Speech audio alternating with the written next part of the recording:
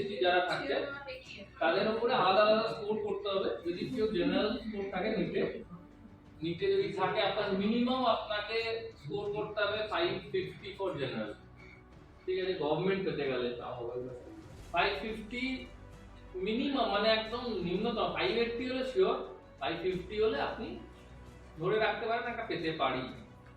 এছাড়া আপনাকে স্টেট কোটায় যদি যেতে হয়, স্টেট কোটা মানে স্টেট গভর্নমেন্ট কোটাতে, সেখানে গেলে মোটামুটি আপনাকে স্কোর 535 রাখতে হবে ফর জেনারেল। যেটা আমি স্কোরগুলো বললাম 100 নম্বর কম হচ্ছে ফর এসসি। এটাই ডিফারেন্স ফর নিটে থেকে বিডিএস করতে পারবো।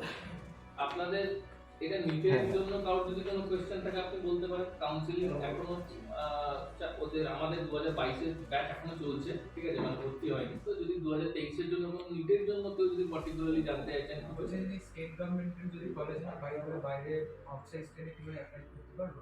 অল ইন্ডিয়া মানে ফর নিট বলছি, যদি আউটসাইড স্টেট অ্যাপ্লাই করতে পারো। কিন্তু ওদের স্টেটের স্টুডেন্ট আগে প্রেফারেন্স দেবে, তো না, যেমন কিছু কিছু স্টেট আছে, যেমন ইউপি, ঠিক আছে, ইউপিতে আমাদের সবথেকে বেশি কলেজ আছে, 22 থেকে 23টা কলেজ আছে, প্রাইভেট কলেজ, ঠিক আছে।